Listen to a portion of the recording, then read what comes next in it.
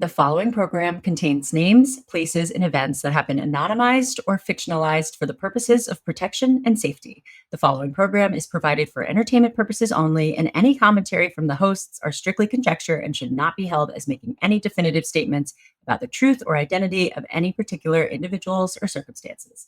If you or a loved one are involved in an abusive relationship, please call the National Domestic Violence Hotline at 1-800-799-7233 for support.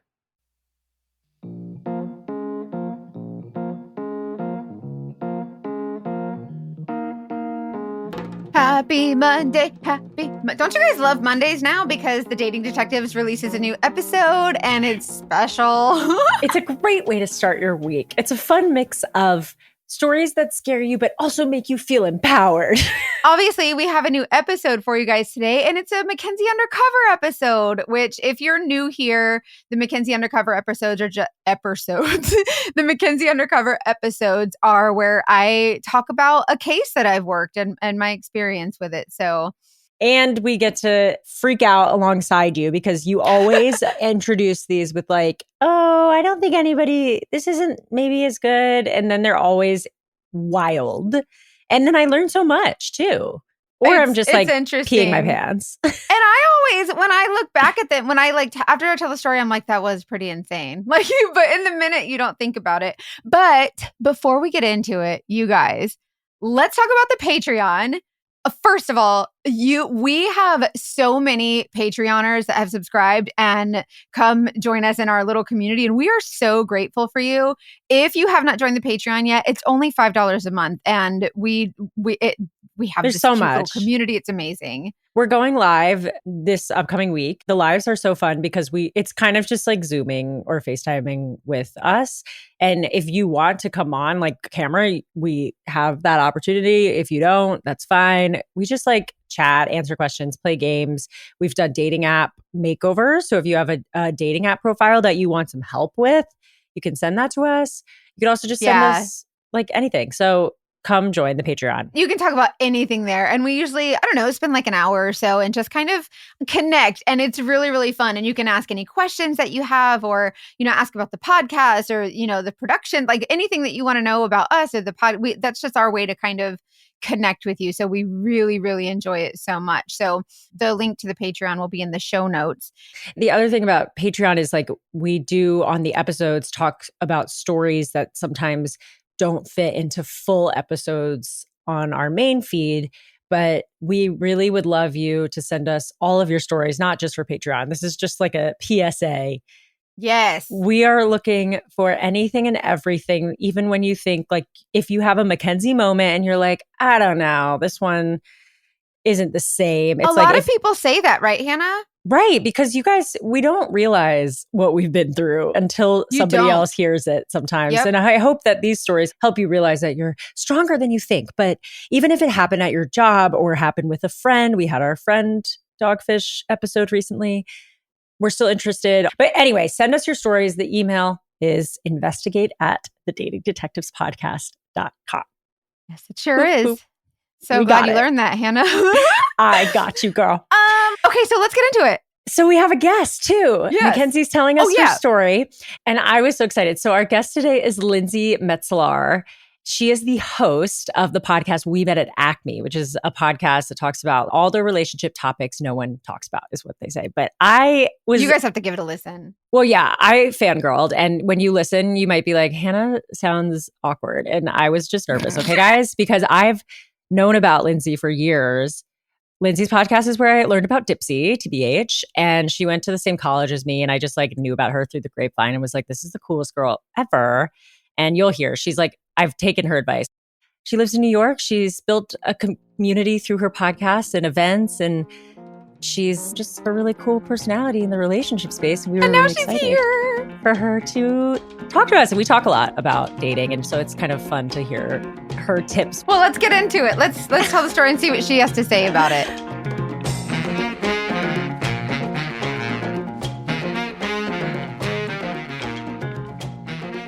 Hi, Lindsey. Welcome. Thank you for being here. Thank you for having me. How fun is this? I love when it's like a group situation. We're just like we're the gals just chatting. No, this is very girls chatting. We have Lindsey here. She's the host of We Met at Acme, which is a podcast that talks about all the relationship stuff that nobody talks about and needs to talk about. And that's a cool title. We Met at Acme. Well, yeah, we need you to explain it because some people don't know what Acme is. Okay, I'm going to explain it, but I have to let you know that Dating Detectives is the coolest title because that's what I think I am.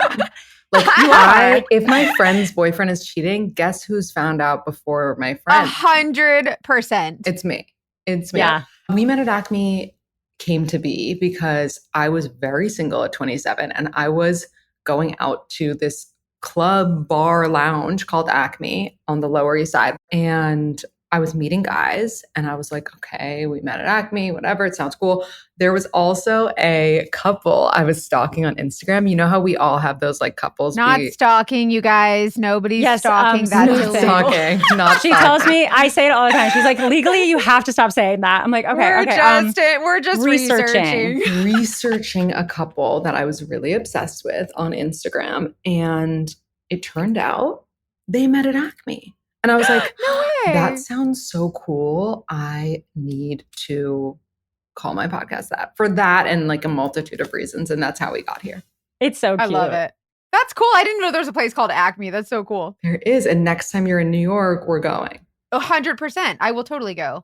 And matchmake people, because I think we all Yes. have people at this point, but I'm sure you can still go and just be like, Oh yeah. Something's going on you over don't have there. to be in you don't have to be single to go out and have fun. so true. So true. True. Absolutely. You're awesome. And I have a story that's like, I'm like, oh my God, I can't wait to tell you this. So I can't I heard about your podcast because I went to BU.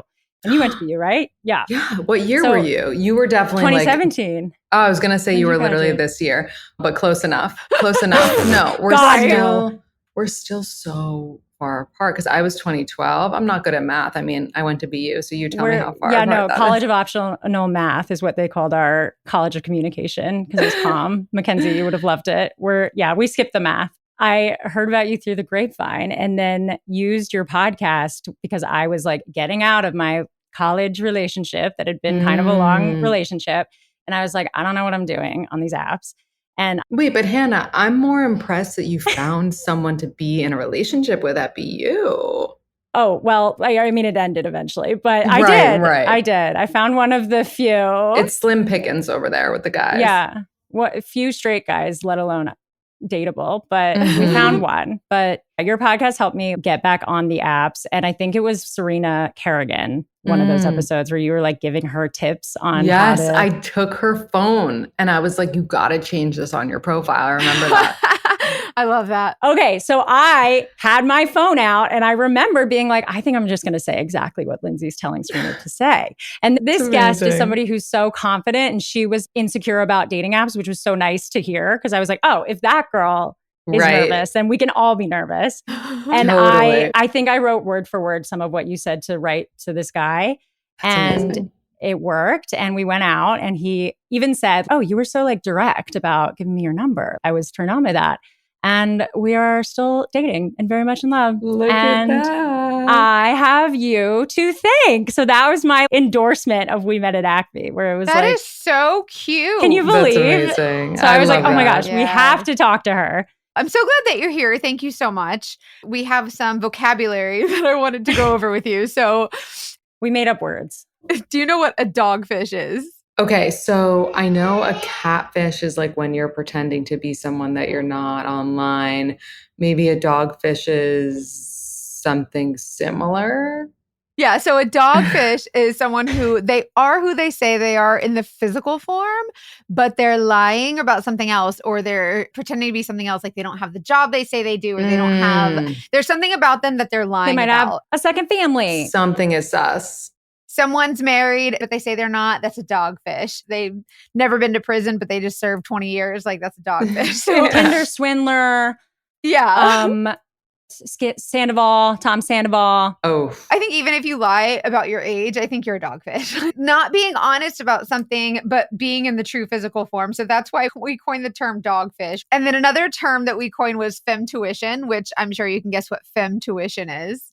a woman's intuition never lies. Yeah, of course. Hell yeah. But we also say that dudes can have femtuition because I strongly feel that like It's like a feminine energy. Yeah, it's like Mm. you know how girls are really good at kind of like, we just have this instinct, like whether it's a mom's instinct or a woman's instinct or whatever it is.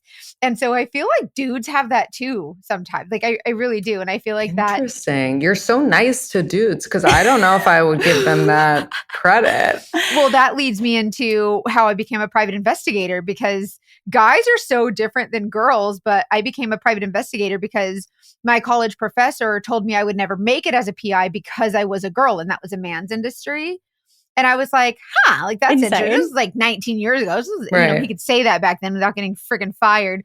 But being a private investigator as a girl and having that femtuition, that's a lot that guys don't really like hone in on that. Like I think they have it, but I don't think they look into it as deeply as like a girl does. So I think we get a lot more information. Oh, totally.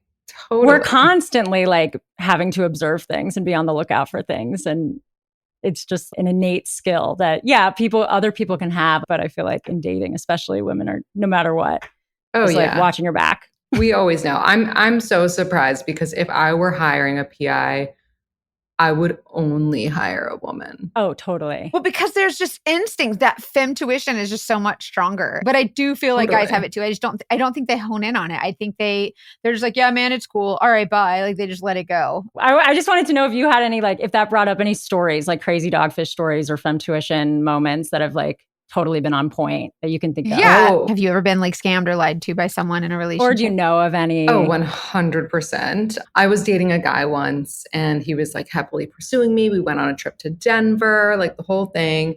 And he had a girlfriend. And so I guess does that make him a dogfish? Yes. Okay. Did you know about this girlfriend? I didn't know about the girlfriend. He kept saying it's his best friend, which like, Oh, did they live together? they didn't live together, but she was his background on his phone. So maybe I should have figured that out. What? It takes a lot of hearing about these stories to be in a position where you see that and immediately think red flag. Like you have to build up that well, because experience. most people are normal and think innately that Exactly. people are good. And I actually I thought he was too good to be true from the beginning because there were just certain things and just it felt that way. But I don't know. I guess, yeah, I think I just wanted it to be. So I just believed it to be. Yeah. We totally do that. I think in general, I think all of us do that when we want to believe something. How did you find out? How long did you guys date? Yeah. How did you find out? We didn't date for too long. It was like a month. And this was back remember when Instagram, and this would have been amazing for PIs. Well, I'm sure it was if you're doing it at the time. Instagram used to have a feed where they would tell you who liked whose photos. That was a minefield. Remember that? I do remember that. That Mhm. Snapchat, top friends, some of these apps were just trying to break people up. They were. They were. And so I saw him like a photo of the two of them. And I clicked it. And I was like, this is obviously your girlfriend. All the comments were like, hottest couple. And then What an idiot. yeah. And then I told her. He didn't care. He wasn't even trying. You told her? I told her. How? What'd you do? I had a friend at the time who was a little crazy, but like, good We crazy. all need one of those. Right. And she DM'd her all these screenshots and she's like, I thought that you should know.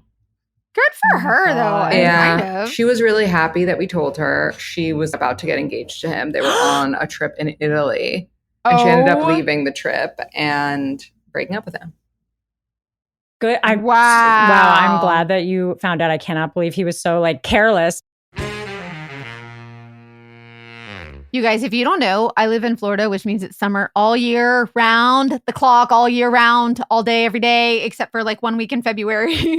Anyways, it's hot outside and your nighttime bedroom temperature has a huge impact on your sleep quality, especially if it's hot outside. And then somehow, even if you have the temperature really cold, it's still hot in your house. But if you wake up too hot or too cold, in my husband's case, it's way too hot and he sweats, I highly recommend you check out Miracle Made's bed sheets. They are inspired by NASA, which is kind of cool. And it uses silver infused fabrics that are temperature regulating. So you can sleep at the perfect temperature all night long, even on the hot summer nights. And yes, it's September, but it's still hot and summery here. Traditional bed sheets also can harbor more bacteria than a toilet seat. So not only are they temperature regulating, but they are like self-cleaning. So when you sleep on bacteria, it can lead to acne, allergy, stuffy noses. It's just disgusting. So these self-cleaning antibacterial bedding includes sheets, pillowcases, comforters, and it actually prevents up to 99.7% of bacteria growth and requires up to 3 times less laundry. I know some of you mamas are happy about that. So think no more gross odors. And the thermoregulating, which I cannot say 3 times fast, but the thermoregulation is designed to keep you at the perfect temperature all night long. My husband no longer wakes up sweating, and I'm someone who sleeps cold and I don't wake up freezing. So it's really perfect for both of us. And again, with your skin, like no more clogged pores and breakouts and acne. So you're sleeping more clean and they are luxuriously comfortable. They have a lot of colors and they're not as expensive as like the super luxury brands, but they feel just as nice. So go to trymiracle.com/TDD to try Miracle Made sheets today. And whether you're buying them for yourself or as a gift for a loved one, or in my case, your husband, if you order today, you can save over 40%. And if you use our promo TDD at checkout, you'll get 3 free towels and save an extra 20%. Miracle is so confident in their product, it's backed with a 30-day money-back guarantee. So if you aren't 100% satisfied, you'll get a full refund. Upgrade your sleep with Miracle Made. Go to trymiracle.com/TDD and use code TDD to claim your free 3-piece towel set and save over 40% off. Again, that's trymiracle.com/TDD to treat yourself. Thank you, Miracle Made, for sponsoring this episode. Okay, Mackenzie, I want to hear your Mackenzie Undercover story. Okay, let's get into it. I know you're ready. So this one starts as it normally does. I get a call from a wife. Dun, dun, dun. So when I get a call from this wife, she basically thinks that her biker husband is cheating on her because he is just really withdrawn. So this is pretty standard, right? They're withdrawn. They're not really active in the bedroom, like intimately, or they seem really disinterested or just like pushing her away. Yeah. And so she's like, listen, he goes to all these biker events and I know that there's girls there. I wonder if he's met a little biker girlfriend or something. I'm not a fan of it. And also he never wants her to go with him to the events. He's like, this is a guy's night. I want to go with my guys or whatever. So she's like, that's fine. But like other wives go, other girlfriends go. And I decided this is a perfect case to train another investigator. So as a PI, sometimes you get to bring a trainee on a ride along with you to teach them how to do surveillance. So the investigator that I decided to bring with me, I knew her as a friend a little bit, but then she saw what I was doing. She wanted to be a PI. And I was like, okay, I could take you with me on this case. Typically when I train another investigator, it's usually like a dude. Most of the time he's a little bit older. He's either retired law enforcement, something like that, or it's a really young kid, usually a guy, and he's looking to get into being a PI. He's been like loss prevention at Walmart for a couple years and, now wants to get into PI or whatever, right? So that's typically who I train. This particular case, I knew that if I was going to follow this biker dude, I knew that there's going to be a lot of guys, which means I could probably use my girl skills to get information if I had to. So I was like, what better time than to bring another woman with me? And she's the female investigator. She was looking for a job. And so I'm training her. And I said, you can come along with me on this case. Wait, what's her personality like? Like, is she masculine? Is she like super feminine? Like, that's a good question. Okay, so she's very sarcastic, very funny. She's not super feminine, but she's just a badass. Like she wears the Jankos and the tight tank top. She wears the Doc Martens with her goes, and she's just cool. She shaved her head one time. Like she's just a badass. She's one of those. Do you know what I mean? Like, is a boss. Yeah, she's a boss. Just to kind of give you an idea of who this chick is. So I take the case, I tell this trainee that she can come with me, and the client gives me the info for the next biker event her husband is going to. So she gives me the information of where her husband is going to be. Okay. So he's like in this biker club where they do like Harleys and they're riding their bikes all over town and whatever. And she's like, they have this event. Well, the information that she had given me for the event, she gave me the address and I went there the time that she told me the event was. I looked it up online. It's supposed to be there. Well, I don't know. I don't remember if like the weather had changed or something, but it ended up changing. So when I got there, I was like, I don't see any of these bikers. Like I'm not sure what's going on. So I ended up seeing, there was like a parking lot of, I don't know, like a Big Lots or something. And across the street was a gas station. And there was a couple couple Harleys pulling in and out. And I'm like, they're around here somewhere. Like I can smell this guy. Like if we just follow the leads, we go find these bikers, maybe ask them, see what we can do, right? So I have this trainee with me, this brand new investigator, very first case, right? And she's in my passenger seat. And I'm like, all right, well, I'm going to show her how to get some information, do a little social engineering. And you use your female knowledge, like your girl powers or whatever, to get information from people. And this requires a little smiling, maybe batting your eyelashes, especially when it comes to a masculine biker dude, whatever. So we scoot over to the gas station across the street and I just pull in all willy-nilly and all these dudes on Harleys and I'm ready to show this girl how it's done. Okay. So I drive my car over to the gas station. I pull up next to the group of bikers and there's this one, that's like the one that's closest to me.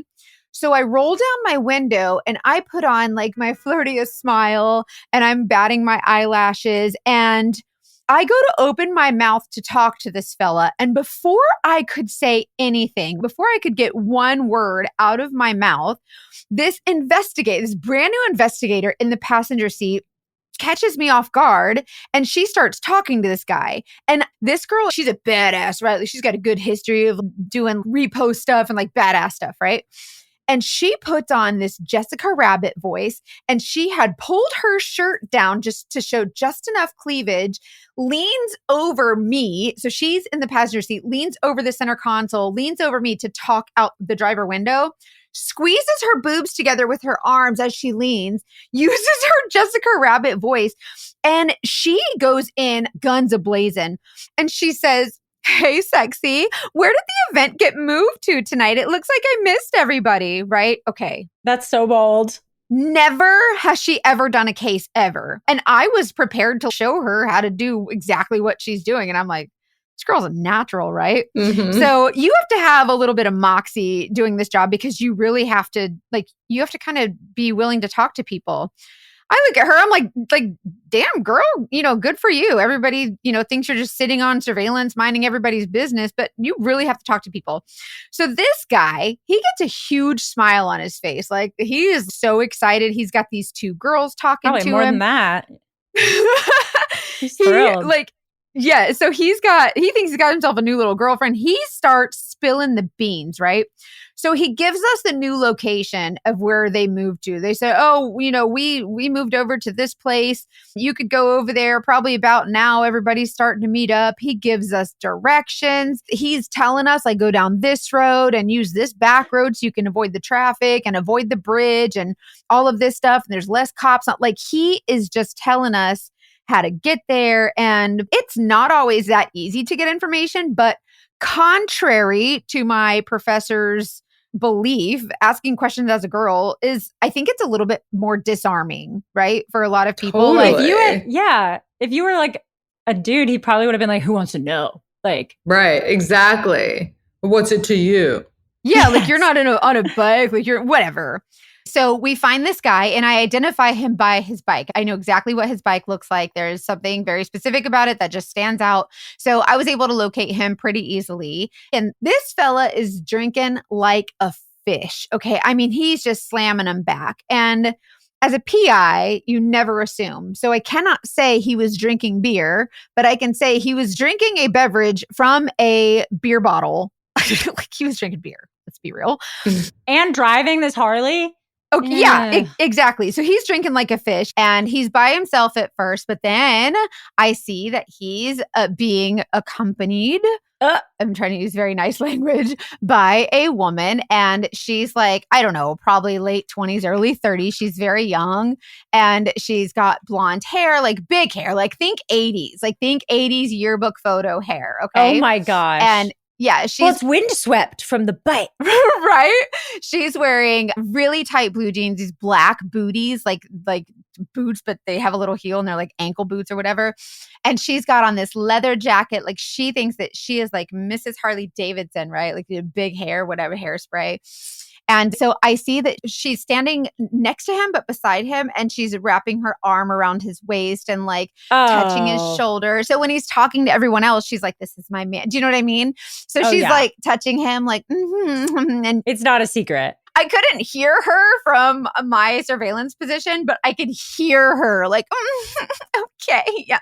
Like she was. And then they kiss a couple of times. Like he looks over and he's like, hey, baby. And just like kisses her. He looks at her and they kiss, they smackaroo. Right. And so she's just basically, this is my man. Well, I'm parked like across the street. Like there's like a parking lot with diagonal spaces.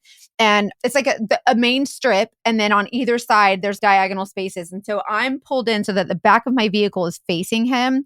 And so I'm videotaping out the side mirror at nighttime because my windows are so dark. You cannot see jack crap. So I have to like roll down the window and I'm videotaping to just get like a reverse image video. That's very artsy. This whole thing. Yeah. So I was able to document them kind of, smooching and kissing. And he grabs her butt. She grabs his butt. And she's like caressing his bike. I guess we're not surprised. Yeah. But we're going to call her a biker bunny.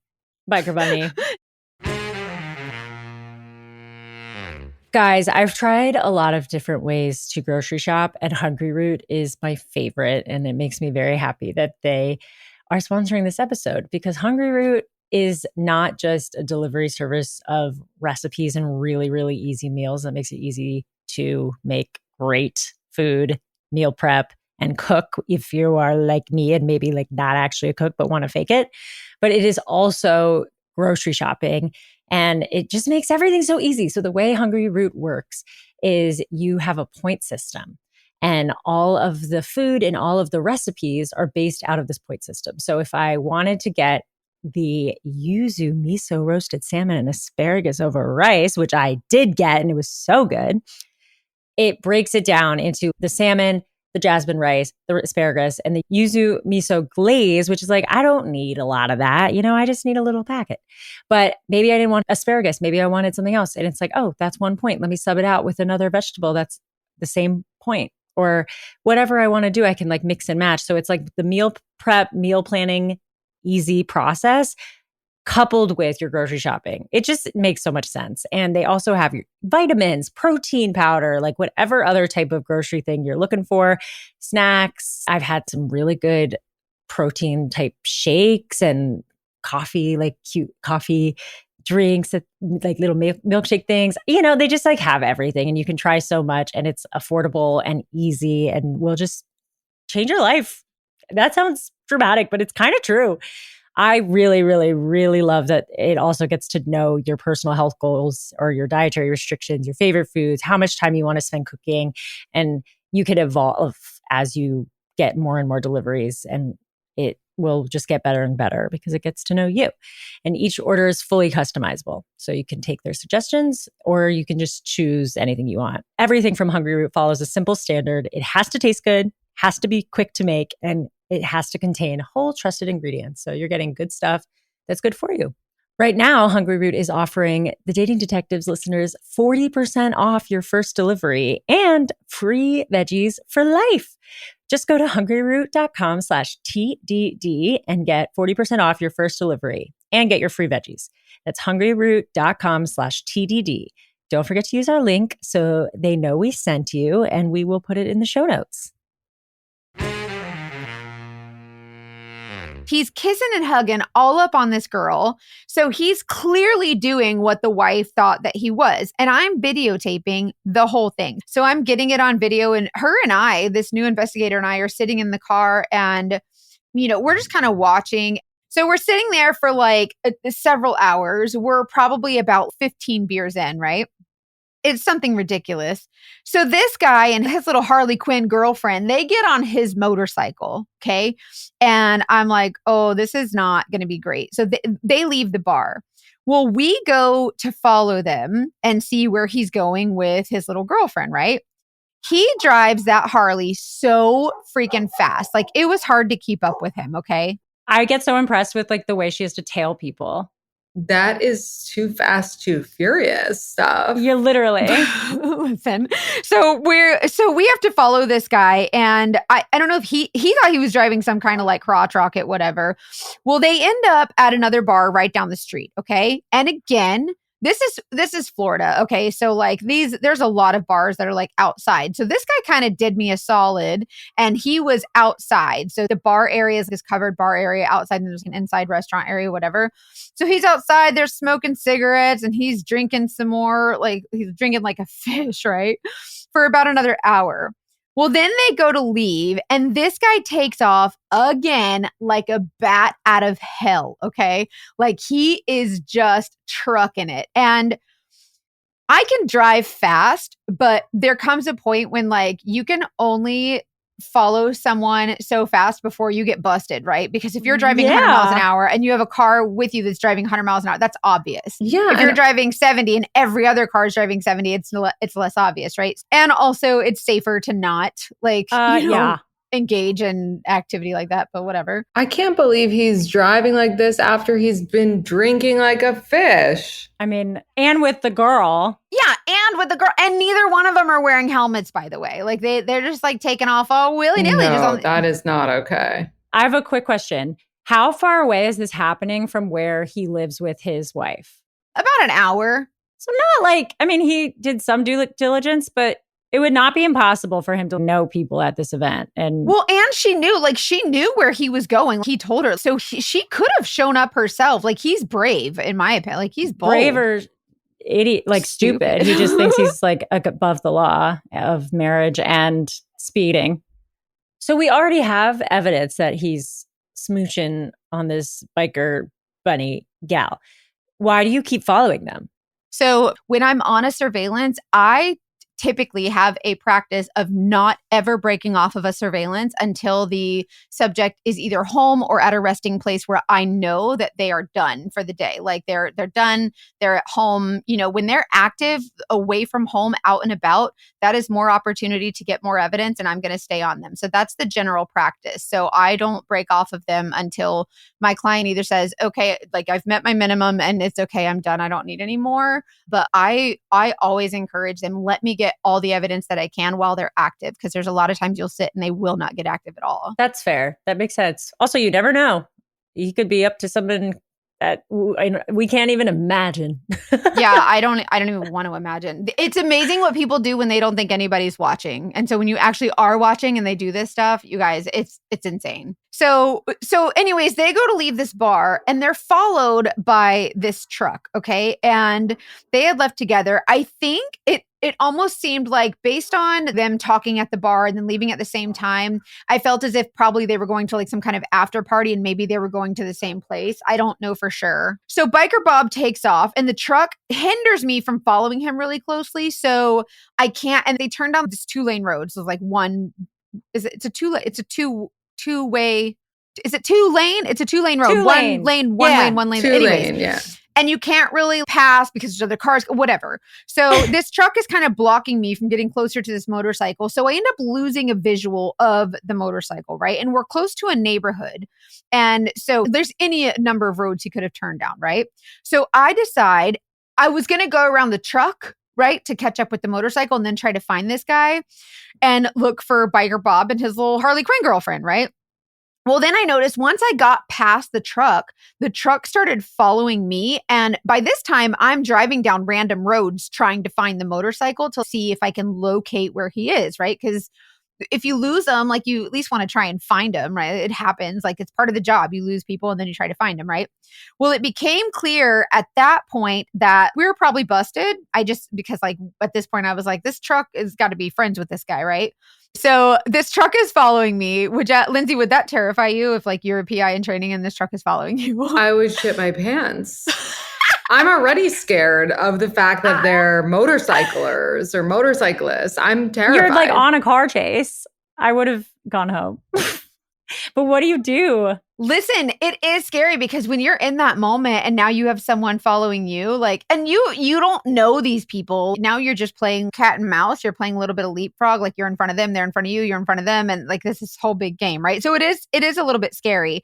And what's also scary is I don't know at exactly what point we got busted, but I was like, you get this feeling in your gut and you just like kind of know. And you're like, okay, this is like, I'm busted at this point, right? So I'm like, okay, screw Biker Bob. I want to get away from this wrong turn fella, like this guy in this truck who's now following me. Then now I feel like I'm in one of those horror movies where they're like, this is Candy Cane. Like, you know what I mean? Like that, anyways, that trucker guy.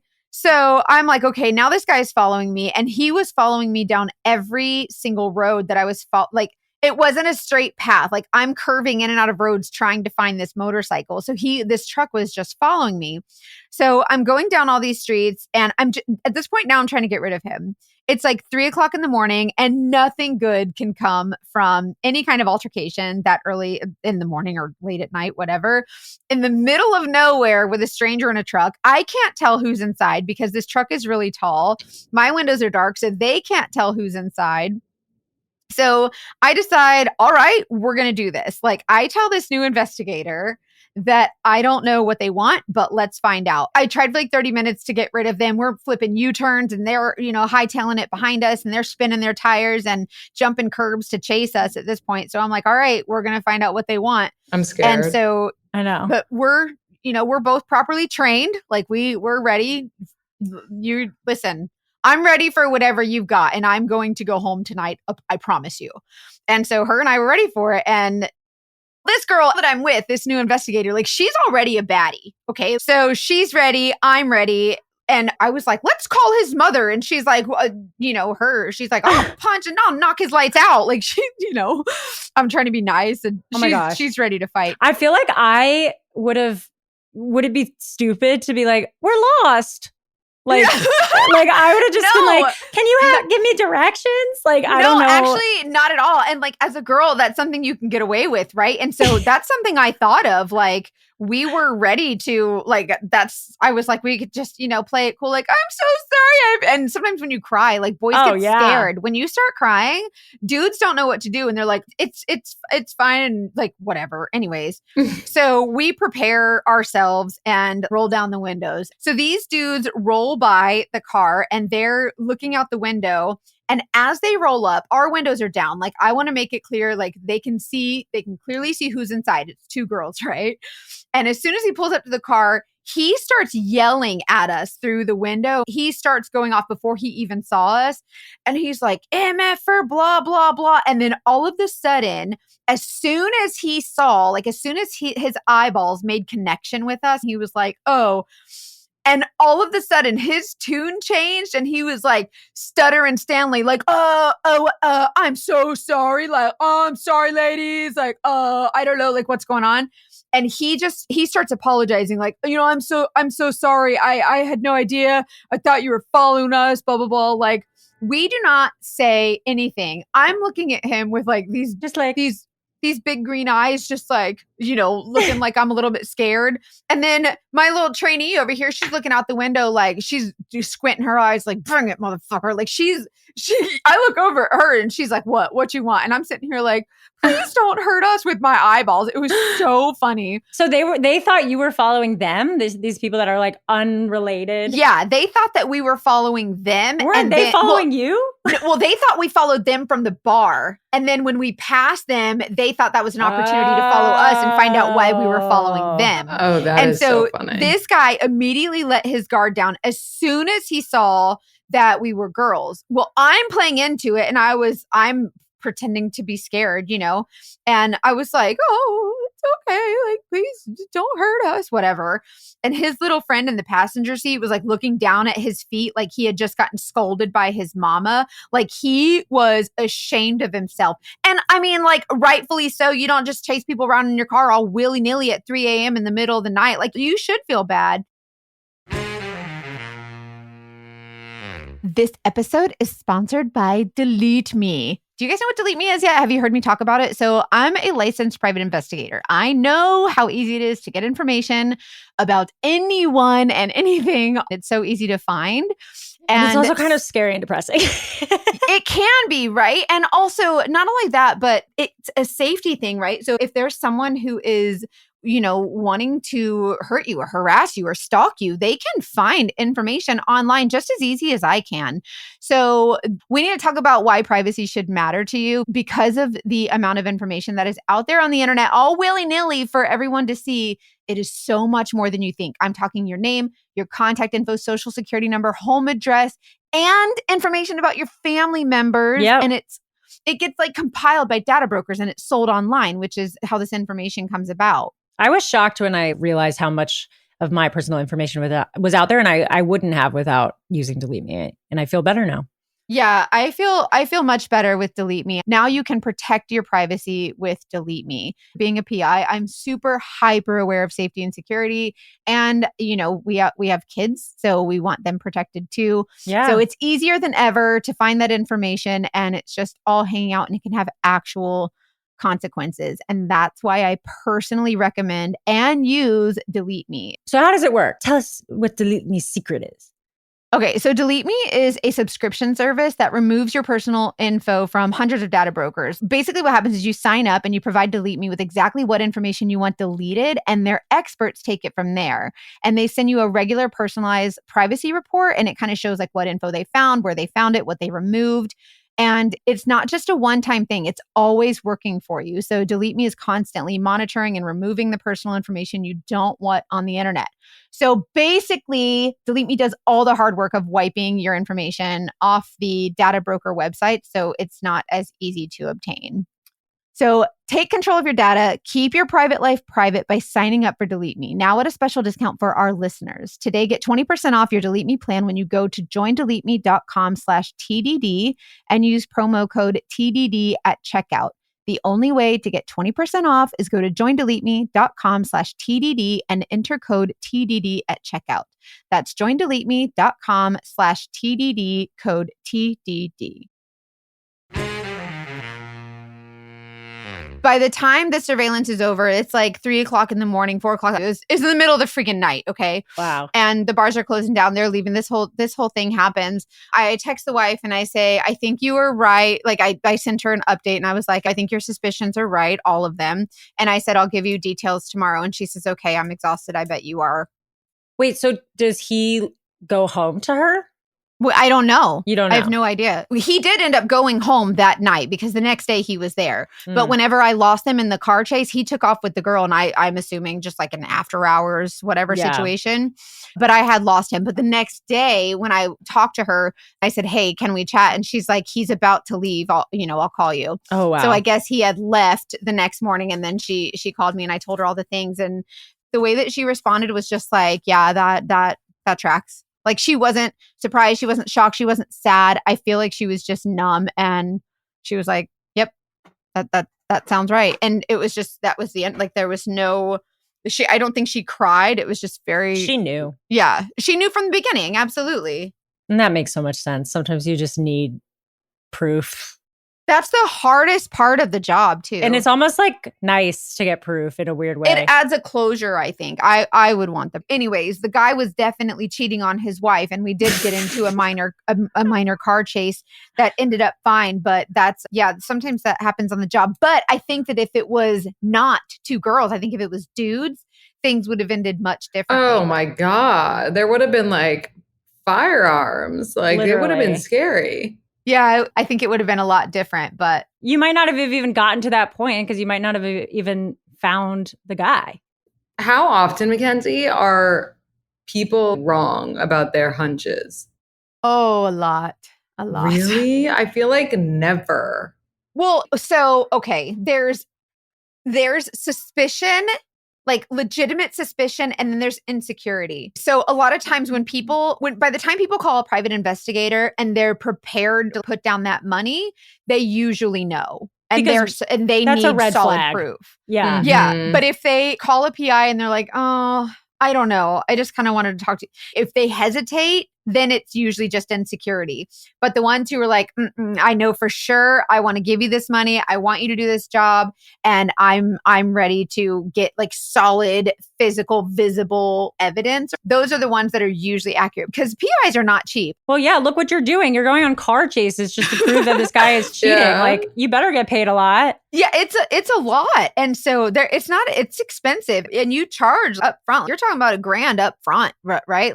And so people that are willing to give you that money, they want the physical evidence. But the people who hesitate and then want to pay later, those are typically the people that are just insecure and they're not sure, or they're just like not sure if they actually want to see what they may or may not find. They're like, I don't know if I want to blow up my marriage, even though he's definitely cheating. But like, once I have the evidence, I have no choice. Yeah, but what's interesting is that a lot of women who hire me, less times do I find their husband cheating or their partner cheating than when a man hires me. It is more likely that his female partner is cheating. Interesting. Why do you think that is? Because I think that women call a PI more when they're insecure, but a man calls a PI more when he knows. That's my take on it based on my experience. The kind of back to you and your story of not necessarily wanting to believe it right away. Like, I could see women already knowing, but not accepting it and wanting to make it work or wanting to be wrong and wanting to see the best in them. And then being like, but this is my last resort. A man already might know and wants like revenge or wants to like catch her or wants to. That's so true. I mean, are people still using the proof that you come up with for like their divorce lawyers? Oh, yeah. It's a lot of, I'll be honest with you, a lot of it is more wealthy people who have something to lose, whether it's a business or whether there's a prenup involved or whether there's something that exclusively states something about custody or. Right. Like, unless they're cheating, like they can have this money unless they cheated or something. Right. So that's my story. What do you think? Do you want to be a PI? Would you be? I do want to be a PI. I honestly would. I'm telling you, and my friends would back me up. If I wasn't doing what I was doing, I would be a PI for sure. Good for you. Also, I feel like in New York, it's so different. Like, you wouldn't be in a car chase in New York. No, but I honestly feel like it might be scarier in New York. I just have this feeling. 100%. Yeah, Mackenzie's good at surveillance. She's good at finding people and people who don't want to be found. What do you think your PI superpower specialty would be? Oof. Well, I don't think I can compete with that because that one's a really good one and probably the most necessary for being a PI. But I think my PI specialty would probably be knowing when someone's lying. Is that part of being a PI? Like reading body language and kind of. Yeah. Like, I call bullshit really well. Yeah. How do you have any tells? Or just a femtuition thing? It's a femtuition, and I don't really call it out. Well, that takes a confidence too. That requires a confidence a confidence in your own femtuition. Like, you have to know what I'm feeling is correct and accurate, and that you have to immediately trust that gut instinct. And so many times we get ourselves into poor relationships and toxic relationships because we didn't listen to our femtuition because we were like, no, there's no way. And then we just think that we are wrong. And so to be able to read someone like that, it requires you to have so much confidence in your instincts. And that's a honed skill. So to have that innately is really, really good. That's really cool. Thank you. Well, I mean, maybe one day I will be your intern. We'll see. I love it. Take us on a ride along. I don't know. Please. Maybe not a car chase. So fun. In New York, it'd be a foot chase all day, every day. Oh my God. I'd be so tired. I'm imagining us with like the newspapers with like holes in the eyes in Central Park. 100%. But it would be easier to blend in. But coats. Here we don't do foot chases. We just we're in the car. So let's do it. Have you ever been chasing after or, researching or whatever, a guy for a job that is suspected to be cheating and then they hit on you? Oh, yeah. That happens all the time. And then do you include that in the report back to the wife? How do you respond? Yeah. So, that's what I do. That's what I do is I document, especially if it's a private client. Like, I do a lot of work for insurance companies and attorneys too, but especially if it's a private client, I will include that in my notes. Like, I'll include it anywhere. But when it comes to a private client, you have a more intimate relationship with them as opposed to going through an attorney or an insurance company. they might not see that as like a big deal. But someone that you are working for individually and you have that more intimate connection and they're a little bit more vulnerable with you, sharing that information kind of does give them some insight. So if I'm working a domestic case or a cheating case or whatever, and I go into a bar or somewhere and follow the husband or the wife in, and like, let's say I follow the husband in and he's like, hey, well, how are you doing? You know, I don't engage unless I've had that connection with the wife. And she said, I want you to engage with him and see how far he'll go. But even then, I personally, ethically and morally, I feel like I try to not. You try to be like on the outside. Yeah, like I can't really say entrapment because that's illegal. Like that's a cop term. That's not really a PI term. But I never want to be someone who would entice someone to do something that they wouldn't do if I wasn't there. Do you know what I mean? So like if I wasn't there, would he have talked to another woman?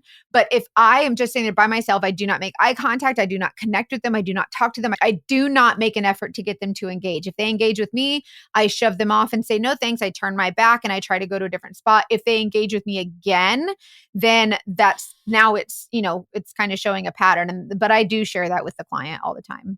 Would you do that, Lindsey? Do you think you would like, I've seen people on TikTok where it's like, I'll DM your boyfriend and try to slide into his DMs to see if he'd respond. Like, we don't have a license. Like, we're like, honestly, like I would, you know, like if someone really wanted me to, I would, but then I'd feel bad. Like I just I'd feel it's bad. really setting them up, but I think that like they would do it anyway. Exactly. Like if they're going to respond to me, like they're going to respond to anyone.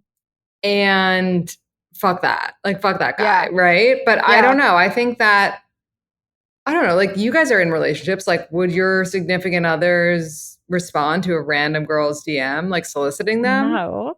I think my husband tells me all the time. He's like, I don't understand how people cheat. Like I would literally not allow myself to be in that situation. He's like, I would shut it down completely. Right. But also, Mackenzie, your partner is probably terrified of like he is not going to mess. He knows what he signed up for. And honestly, he's just a genuinely good guy too. Like I just feel like, of course, because if he wasn't, you'd suss that out quicker than anything. That's true. I have a couple, like, I want to hear your thoughts on the general cheating stuff. You were saying nobody shows up to a relationship like, I'm going to cheat. Do you think once a cheater, always a cheater? The classic question. Do we think that's true? I think once a cheater, always a cheater after college. Ooh. Yeah, okay. I feel like college and high school, like you can't really be judged on your behavior. Obviously, if you cheat during those times, it's not right. But you can learn from it. I think if you're still cheating after college, like what's going on here, you know? Yeah. Like the party's over. So we obviously see more women come on talking about their dogfish men. And we don't only have those stories. We've definitely had gay stories. We've had men come on. But just statistically, why do maybe women cheat less? Because I do think statistically they kind of do. No, women don't cheat less. Women get caught less. Okay. Because if women are going to cheat, and guys are not going to like this, but women, and Mackenzie, I want your input. Women are like cats and men are like dogs. And we are just, you know, better at not leaving a trail. Whereas men are like, you open your iPad that you share with them and like all the evidence is there. Well, dogs come when they're called, cats come when they're interested. So good. Mm-hmm. I love that. Wow. Epic. Do you get criticism for talking about the difference between men and women in dating? Because we've definitely, some people have been like, you are too, like, you're not hard enough on women. And we're like, well, we support women's rights and women's wrongs sometimes. Well, we're also women, so that's who we relate to. Right. No, people are like, she has like internalized misogyny and like she hates women, which is like probably the opposite of what you guys get. Because I say that like, you know, you should follow rules and you should let a man pursue you. And people are like, that's disgusting. And I'm like, but it works. So everybody's different. Do you want to talk about your kind of rules? Because I'm curious, especially about like, how do you show up on a first date or in a new relationship presenting that this person should not fuck with you? Like, how do you show up and say like, I'm not someone to be dogfished? you can't say that, because then they Right. will dogfish you. Ugh. If you come into that relationship being like, and I talked about this recently, but if you go into a new relationship and you're like, everyone cheated on me, everyone treats me like shit in the past, then they're going to do the same thing to you. You Because know, they think you're like somebody that they think that lets you're it someone happen. that lets it happen. That, oh, why did that guy want to cheat on her? I'm curious. Like, That's it's such an just- interesting take, because I feel the opposite. That is so interesting. I just feel like that's always the case. Like, it's way better to say, oh, like we broke up, it wasn't a good match, or like he wasn't good You're enough talking for like me. early, like first date. Like Yeah. early stages. Yeah, I just don't know that you need to do that. And I think, to answer your question, Hannah, like the way to get the respect is to be the person that you are pretending to be, like to not be a doormat, to have pushback, and to be yourself, essentially, to not dim your light because of the man. Yeah. And you do have some like clear rules about dating that are not rules that are like, if you don't do this, like you're a bad What person. are they? I want to know. What are But they are just little helpful tips. Yeah. Give us a few that might be relevant to this. So the number one, I think, if you want to be in a relationship with them, I don't think you should sleep together on the first date. This is less about like it's not like I'm not sex positive, but it's more just like way more fun to wait and let the tension build and all that stuff. It's going to be agree. better sex. Right. I don't think you need to text thank you after a first date. I think, Smart. I like that one your too. presence is a present, honey. Like, and you thank I you like thank that. them. You thank them on the date. Why thank them a second time? Like, let him Yep. come to you, let him text you. Yeah. I don't love more than 2 drinks on a second date. I just think like you can be thinking with the alcohol instead of if you actually like them or not. So those are like, the main. Those are good. Those are Yeah, good. those are standard great. rules. I like Thank those. you. Thank you. But then there's some that are more controversial, like never text him first. It's true. See, that's so interesting, because then it becomes like it's a game. Like I have to wait for him to text me, but like if he wants to, he will. There's your answer. And sometimes Exactly. no answer is an answer. Oh, But yeah. also if you feel like texting him and being like, hey, how you doing? Like sometimes it's like, it's okay to just not play the game and be like, hey, I was thinking about you, just wanted to say hi. But I feel like either one will work depending on the situation. But but then if he doesn't reply or he's very short, that's also an answer. You know It's what I an mean? answer. So it kind of sets its own tone. I've always taken it as like, if it's right, you maybe not following a rule or not playing the game is not going to be the reason he doesn't like you. Exactly. Like it's going to be because he doesn't like you. Exactly. And with the dating rules in general, it's like take what works for you and leave the rest. If you're too hardo on all these rules, then maybe you should examine if the relationship is making you secure enough, Anxious or yeah. Mm-hmm. Oh, totally. Yeah, it's an interesting point to like keep the information about your baggage until you feel ready to trust somebody. Because yeah, I could see how people would be like, but I don't want to lie and I want to share like what's I've been through. But it's also like people don't deserve that information about you. Like people don't deserve to necessarily know your insecurity, your anxiety, your vulnerability, who you really are until Let them they've earn earned it. that. Mm-hmm. That's a good thought in terms of how to protect yourself in the future. Totally. It's like earn the ability to know that. You guys know Alex Earl? Yeah. Yes. She has this system when she meets a new guy. He starts at like -50 or something. Or maybe it's like he starts at 0 and then like he does something nice, It's a like point system. +5. Exactly. I like it. Okay. Until he gets to like 100% a good guy. He's like, I yeah, like guilty that. until proven innocent. Pretty much. That's my take. I'm into it. That's why I go into relationships. I'm like, I don't trust you. I don't like you. Just letting you know. I'm a PI. I don't trust you. I'm not going to believe anything you tell me. So I think that also makes it fun. Like you have to make dating fun, especially if you've been through a dogfish situation. If you're divorced, like a lot of people who come to us are getting back out there after being burned so bad. How do you get back out there and how do you do it in a way that's like, I'm still confident and excited to date and meet somebody and I deserve to. Right. That's a fun way. yeah, smart. So before you go, tell us a couple tips for getting back out there.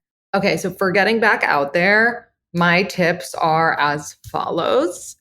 Be on the dating apps. Like you're not better than the apps. Hell no. But also be an active participant in your life.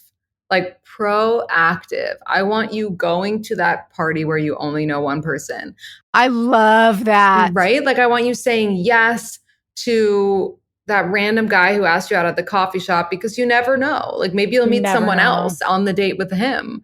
You just don't know. Don't pour all your time into this one person. No. And also, so smart. You said, Hannah, make it fun. Yep. Make it fun. Find the romance, the thrill of dating again. And think about it like this. How exciting that you don't know who you're going to end up with. Yeah. The rest is still unwritten. I like that. The rest is literally still unwritten. And I hope that song plays when we say that for a second. Natasha Bedingfield. I love also, I'm trying to think of fun ways to spice up dating for yourself, not necessarily with the person. Like I've heard of people getting their girls together after a date. Like you all schedule your date for the same night. And and have a press conference after? Yes. Oh my God, I love that. Call it a press conference. Yeah, you need your girls. Like you need to find people that are in the same boat as you. You do. But listen, like if you don't have your girls because they're all married or they've all got kids or whatever, then you've got yourself and your podcasts. And you know what? You are all you got sometimes. So you need to make sure that you are looking out for you and going on those dating apps, and don't rely on your single friends to have a girls' night out. And that's the only way you're going to possibly meet someone. No, you need to be doing you. Mm-hmm. I love that so much. Thank you so much, Lindsey. You're the best. That was awesome. Thank you, I'm guys. so glad you were here. Thank you for coming and joining us. That was so fun. Everybody go listen to We Met at Acme. Truly, you've talked to so many people. So I feel like dating app tips or like going through divorces, And there's a lot of women my age. I just turned 40. There's a lot of women my age that are like, they're going through divorces and separations and are just getting back out there too. So this is like across all ages, you know? Mm-hmm. Yeah. Yeah, thank you again so much. It was so nice to meet you. Thank you, guys. Come on again sometime, please.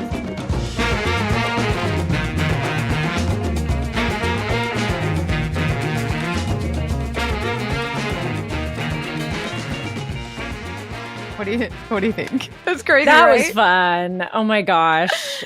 Surveillance is fun, especially when you're training someone new and they already know what to do. So that was a really interesting kind of fun experience. Would you ever want to do it? Would you ever want to be an apprentice with me and like ride along? Are you kidding?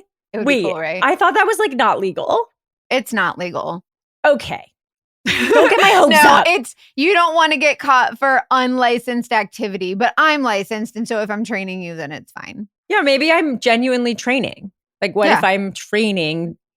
What if I got licensed to be a PI?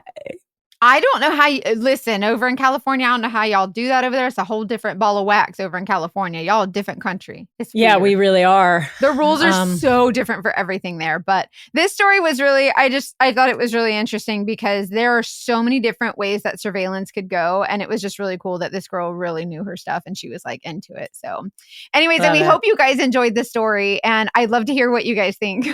Yes, please. And weigh in on our whole conversation with Lindsey because that was fun to get advice from her. Yes. And answer this question on our socials. Would you have known what to do or would you have clammed up? Like some people are like, oh no, I could never. And some people are like, hell yeah, I'll talk to anybody. I want to know, like, let's take a poll or something. Like tell us on our socials, like what would you have been able to do it? I know I would have been like, oh my God, I'm sorry. I'll just leave. Like I would have, I would have aborted the mission faster. Okay, well, gotta go. Thanks anyways for everything. I'll see myself out. Yeah, literally. Anyways, please keep sharing our podcast on your socials. We really appreciate it. It really helps our podcast to grow. Don't forget to join the Patreon. It's $5 a month. And thank you so much for listening. We love you guys. And send us your stories. Yeah, you want to take a crack at the email? I think I know it because you say everything all together. It's investigate@thedatingdetectivespodcast.com. Did I get it? There it is, girl. Yes! I just do all the words and all the extra S's and then I remember. Yay! Okay, we love you guys. Trust your femtuition. Trust your femtuition.